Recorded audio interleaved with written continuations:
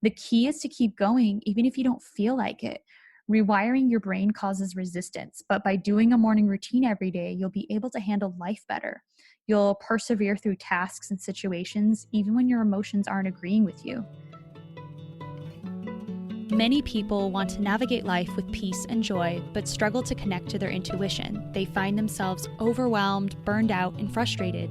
My name is Francesca Phillips, and I'm obsessed with spirituality and psychology and how the two can intersect to help you live a successful and intuitive life. I believe each of us can accomplish amazing things through balance and healthy habits instead of burnout.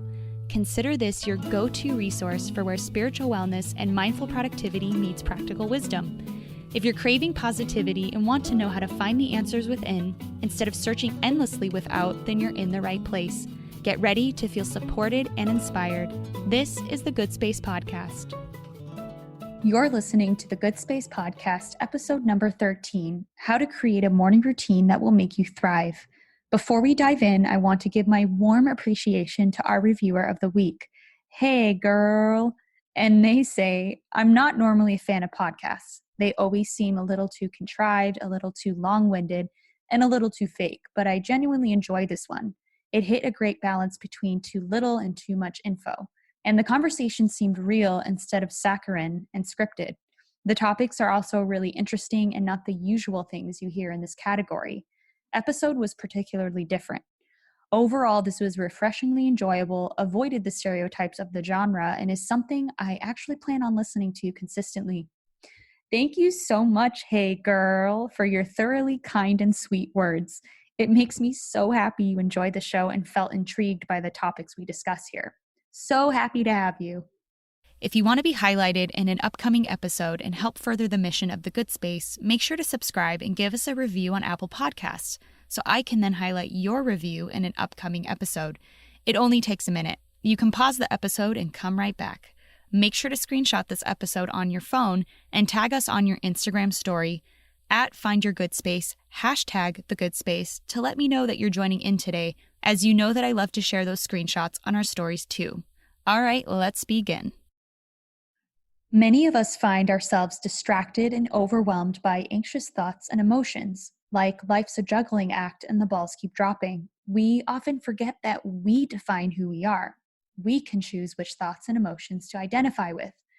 Most of us want to thrive, to wake up excited and create endless momentum with what we love to do, but things aren't clicking. This is what we call survival mode. If you told me years ago one day I'd jump out of bed excited for my day before 9 a.m., I'd laugh at you. So are you in survival mode? I want to talk about getting from surviving to thriving today. And I want to share with you one thing which had a massive impact on turning my life around. Something immediately actionable and useful no matter where you are. A morning routine. This has been a key piece to unlocking my endless potential. Before we continue though, I want you to make 2 commitments to yourself right now. 1, show up in life every day, whether you feel like it or not. Take action. 2, prime yourself for joy every morning by investing time in what fills you up. Read those 2 lines every morning if you have to. You can find them in the show notes, and we'll also make sure to post them as social media graphics and link them there as well so you can save them and look at them and use them. Those beliefs help me shift everything. A morning routine is an outward manifestation of faith, an action which tells yourself and the universe you have a purpose, something to offer the world. By committing to fill your cup each morning, you'll be able to become much more to yourself and those you love. This also is the best way to increase confidence in yourself. So before we keep moving, I want to make sure that we redefine success. People think becoming successful involves large amounts of money, but it doesn't have to. What I'm showing you today is a way to have personal success using only time and focus. Focusing on personal success leads to success in other areas. It becomes a byproduct. The purpose of this episode is to shift how you approach life, to start focusing again on what's important and taking the reins back. Here's what you're going to gain from this robust yet simple episode. 1, knowledge about the impactfulness of morning routines. 2, how to create your own evening and morning. I list mine as examples as well. And 3, inspiration and insight into taking back your mornings and essentially your life. Before we jump in, I wanted to let you know not to worry if you can't take notes down. I have a free morning routine guide that will give you a summary of the tips shared today and give you the guidance you need to start your own morning routine today. It comes with a workbook and extra resources. That link is in the show notes. All right, let's talk about the benefits of a morning routine. Catherine Lavery says, a morning routine sets the tone for the whole day. And if you do each day right, you'll do life right. By beginning each day in the embrace of what fills you up, you tell yourself you matter. You're choosing how you intend to exist on this planet, not living only to react to external demands on your time. Mark Sisson says, developing a morning routine allows you to assert your authority over the day. You take charge of your own work-life balance by, in effect, paying yourself first. Too many of us do it the other way around and are left with no time and energy to invest by the time we get to ourselves. As a result, too many people end up feeling at the mercy of their work and family demands. Responsibilities overwhelm, and they end up continually stuck. When you lead with your own peace and well-being, however, much more is possible. Something essential changes when you begin directing your day rather than responding to it. End quote. A morning routine is an investment in your best self. As Thomas Oppong says, starting and maintaining a positive morning routine is an investment of a lifetime. It gives you structure, builds life-changing habits, and creates momentum for the rest of your day. End quote. A morning routine will create results for you whether you're an entrepreneur or a mom or both, whatever your focus is at the moment. It'll become better and you'll thrive. Now that you're pumped on creating a morning routine, or I hope you are, how do we do it?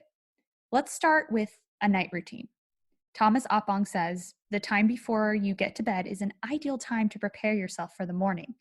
Bedtime rituals can make or break your morning routine, end quote. So what do we do? The first thing I suggest is to write down your top items to complete the next day. This will release worry about what needs to get done. I usually pick 3 things. 3 things seems more manageable and makes things less overwhelming. Step 2 is I would take note of what nighttime activities get you ready for bed, brushing your teeth, washing your face, etc. The 3rd step would be removing electronics from your sleeping area. And the 4th is think of activities which calm you, reading, drinking tea, taking a bath, and include some of those every night. Something that I've just learned over the years is we often just get up and we're automatically reacting to everything around us. We're go, go, go, work, family, kids, school, whatever it is. And then by the end of the night, we're either on our laptops or our phones, or we're doing something else and our minds and bodies just stay active, or we're constantly thinking of work, even if we're technically not at work or doing work, it's still the same as if you were. And so I learned how crucial it is to wind down. So I'm going to share a few things that I do every night, and hopefully it helps give you some ideas for your own nighttime routine, because winding down is so crucial. So some of the things I do is I write down 3 things I want to accomplish the next day in my Ponder Lily planner. It's a planner that meshes mindfulness with the fact that I'm still a busy person, I'm ambitious, but I can also be mindful. It's amazing. It has habit tracking. It has a little area at the bottom that asks you to write down victories and things you can celebrate for the week. And then it also gives you a space where you can write an affirmation or just the 3 things that you want to accomplish the next day. And it's such a great reminder that even though I'm building towards something I love and want to grow, that it's still important to stay mindful. So once that's done, I then brush my teeth and wash my face, and I leave my phone outside of the bedroom. I make the bedroom a device-free zone. This is something that my husband started practicing, where he saw that I was leaving my phone out of the bedroom, and then he started leaving his work phone out of the bedroom. And just the other night, he looked at me and said, oh my gosh, leaving my phone outside of the bedroom is probably one of the best decisions I've made so far in my life. He didn't literally say in his life, but it was one of the best decisions he's ever made, because he says that he feels like he can just release and it can be a sanctuary and he doesn't have to worry or think about his phone, which is great. So something I've been doing recently this year is I make sure that by 6 p.m., I'm not on my phone for Instagram, basically not on my phone, period. And then by 8 p.m., I'm done with work. I'm off my laptop. I try to end work even sooner, but 8 p.m. is like the cutoff. And since I've been doing that, I've noticed that I've been less anxious when I sleep. I feel more relaxed. I feel more rejuvenated the next day. So really, it's just about finding what works for you and allows you to unplug. Something else I love doing as well is filling out my HPX journal by Brendan Bouchard. It's a journal that I fill out every day with questions for the morning and questions for the evening. And the purpose is to set up a system for daily reflection, because you really can't become the person you want to become or achieve the things you want to achieve if you don't have a gauge of how you're progressing. And so this tool has also given me so much peace, because I know that at the end of the day, I'm going to reflect on what didn't work, what did work, and how I can be better tomorrow. And that just gives me so much peace. Another thing I like to do is also read before bed. And if you want some ideas for great nighttime reads, download the morning routine guide. I have a checklist there with some great resources. Something I just want to touch on very briefly, and what I'm about to share involves food, but this is not for every single person. This is not saying, oh, you have to do this. Obviously, know yourself, know your body. Every body is different. Like your body is different from mine. You may have conditions or things that your doctor tells you to do. Listen to your doctor, figure it out with them. But these are things that have helped me in the past. So I'm just going to pass it along, just let you know. So if it's something that can help you, then great. So on and off, I've been doing daily intermittent fasting, where I start eating at 12 p.m. and eat only until 8 p.m. because this gives your stomach a break from digesting, helps you sleep better, and has many other health benefits. There's a lot of studies on why this is great. This may not work for everyone, but it definitely has for me. It has for my husband and many other people that I know. For variety's sake, Tim Ferriss drinks 30 grams of plant protein 30 minutes after waking. This has proven health benefits as well. It increases your ability to focus and much more. I tried this for a couple of weeks, but the intermittent fasting made me feel the best, because when I ate in the morning, I usually felt gross or bloated, and my stomach just didn't feel good. So I tried both, and then I stuck with what worked for me. Because think about it. When you know how to feed your body well and give yourself energy, that energy spills into everything else. It's almost like the physical body, the mental aspects of our body, everything else is what the soul uses to navigate in the physical world. So it only makes sense that I would try to prime my body to give me the most energy possible. To expand on the subject of food, Vivian Jiang says, don't eat late. If your body is still digesting food when you're trying to get to sleep, you'll have a tougher time falling asleep and wake up feeling worse off than if you just stayed hungry. So just another food for thought. But again, you just do what you got to do and figure out what works best for you. But I think food is definitely an important thing to think about. Now we're getting to a morning routine. How do we do it? Morning routines will vary based on your personality type. This was an interesting twist that I heard from Tai Lopez's podcast to the typical way that most people approach routines. I created this cool little graphic for the 4 personality types. So if you download the guide, it will be in there. You can see it visually, everything that I'm about to share with you. So the 4 personality types for creating a morning routine that sticks are practical. So if you're a practical personality type, you like routine, you like to know, and don't like too much variety. It freaks you out. So for you, you would have a classic, highly structured morning routine. Another type is action. An action personality type is someone who needs variety. Too much routine and structure equals boredom. Your routine shouldn't be highly homogeneous and similar day to day. So as a solution, you can do cycles of things that fill you up. So maybe you jog 2 to 3 times a week, and then you swim 2 times a week. Maybe you read different kind of books, but you still keep some sort of routine. So think in broad strokes and mix what to do within each category. I actually had a friend who had downloaded my guide and reached out to me and said, I know that I'm an action person. Or no, I don't even think it was knowing her personality type. But she said, I just have so many things on my list of what makes me happy in the morning that I'm just overwhelmed. So I said, why don't you just pick 2 or 3 things for each day and they can be different things? So then that way you feel like you're giving each thing a chance and you're enjoying them all equally. And it was like a light bulb went off. And I was so happy to see her not feel so stuck and feel like, oh yeah, that's great. I can do all these things. So she definitely was an action personality type. The next one is social. So if you are social, you love being around people and you do better not in isolation. So the solution would be involve a lot of people in your morning routine, group fitness classes, running with a friend, daily check-ins, etc. And obviously you can do virtual classes. You don't have to literally be in person, but having someone else aware of and involved in your process would be really good for you. Again, I have a friend who asked me to be her accountability buddy. So she literally messages me every morning and says, I did my morning routine and I'm on day 8 of 100 of clean eating. So the accountability and the social aspect is really good for her. Then the last one is emotional. If you're emotional, it's similar to practical, but you're even more sensitive and introverted. So the solution is your routine should have a lot of quiet time and introspection. I'm personally in the emotional practical spectrum. A structured morning routine and evening give a sense of stability since my life is in constant change. My husband and I lived abroad on and off for 3 years in small corporate housing because of his work. Then we moved back to Los Angeles. Then we moved to New York. So it's always been like a change. So for me, having a structured morning routine gives me that sense of grounding and foundation, and I'm better able to handle all the changes. So, what is your dominant personality type?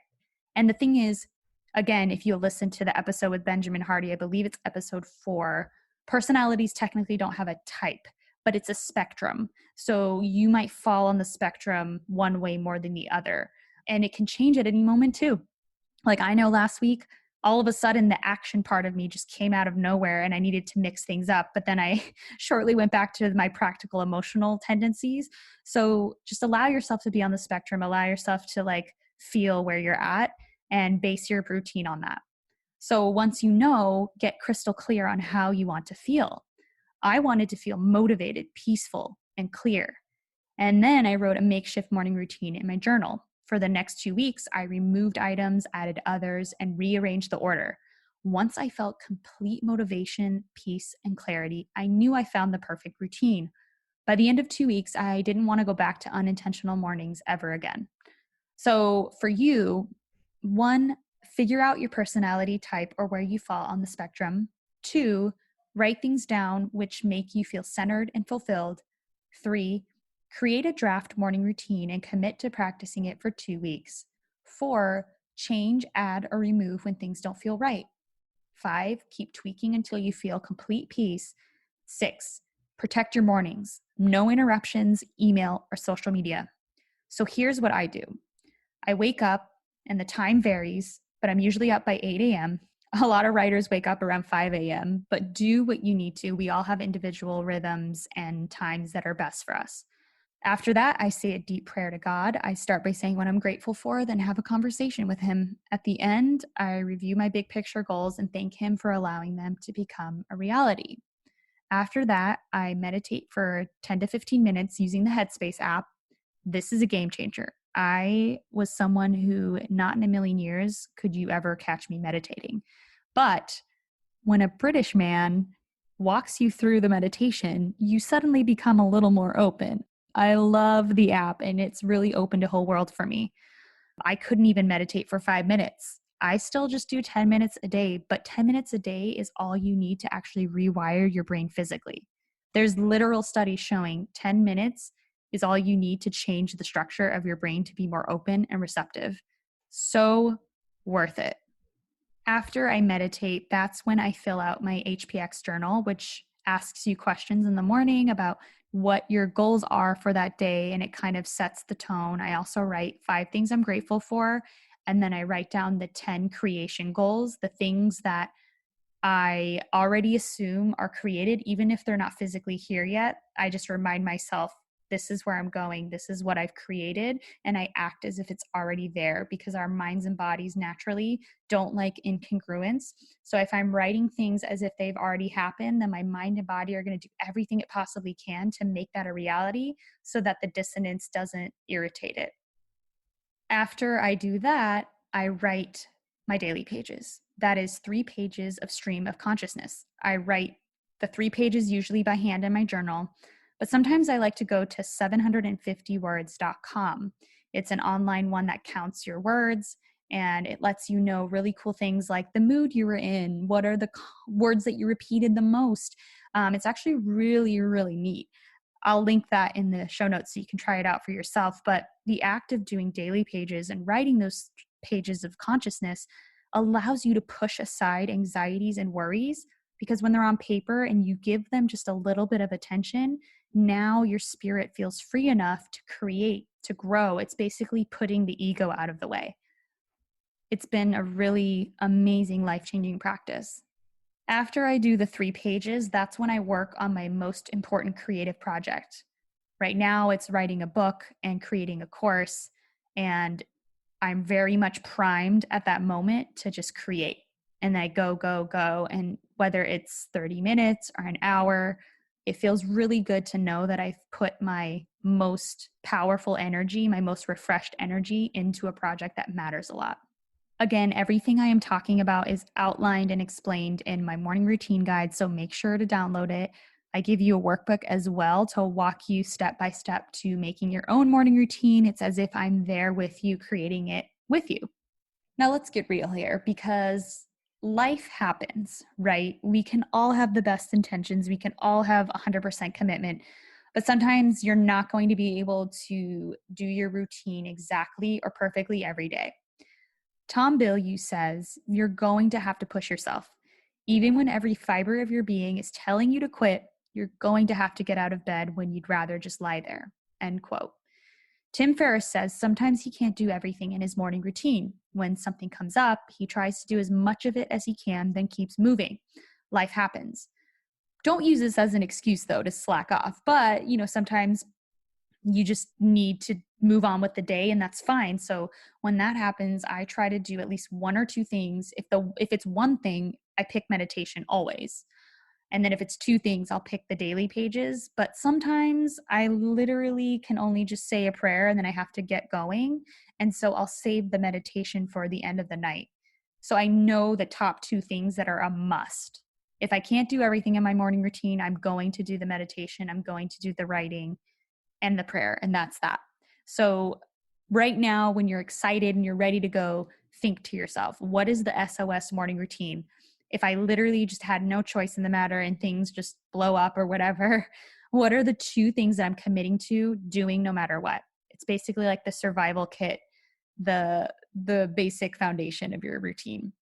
I find that having the decision made beforehand makes it more likely that you'll do it every single day. And as a side note, having a morning routine won't stop the bad days. Yes, you'll feel motivated. Yes, you'll get momentum. Yes, your day will go better than if you don't. But even after doing my full routine, sometimes I still feel unmotivated, or I feel down, or I feel discouraged.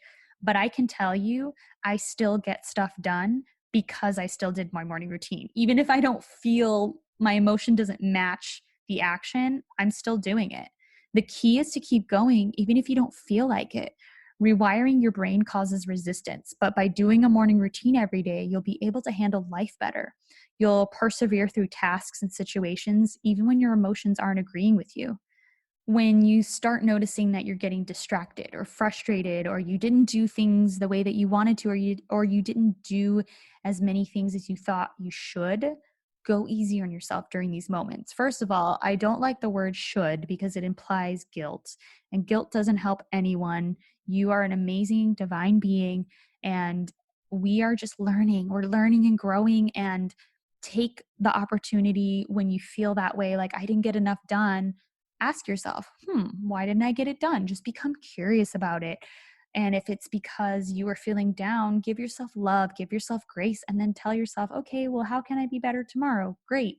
be proactive and forward thinking, because guilt only keeps you in the past and it only keeps you down. But when you just allow yourself the grace of, you know what, that kind of sucked. I'm going to move on from this emotion though and look to my future and figure out how I can be better. That's a more loving place to be.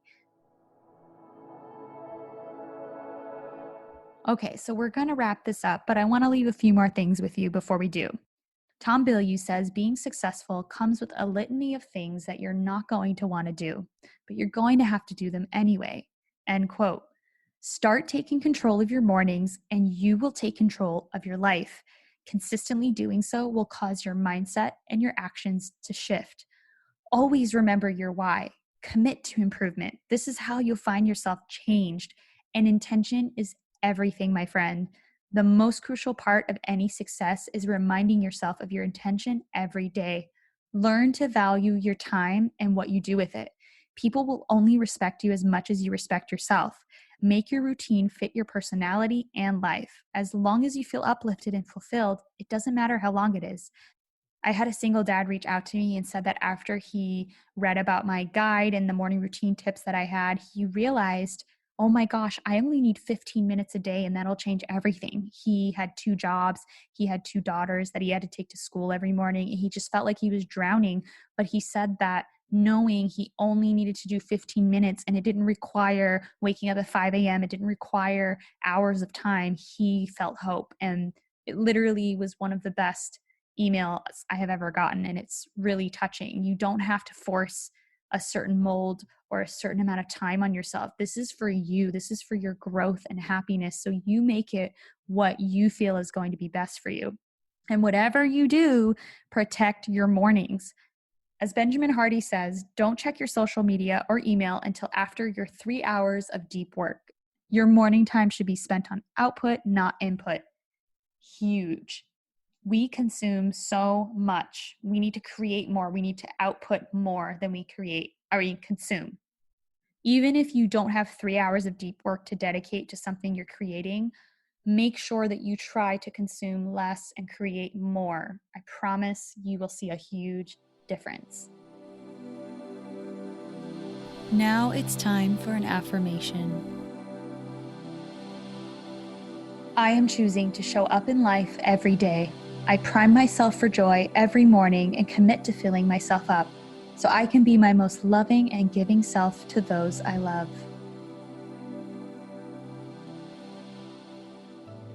What part of today's episode resonated the most with you? Please share a screenshot with your biggest takeaway on Instagram and tag @FindYourGoodSpace. Also, don't forget to download my free morning routine guide.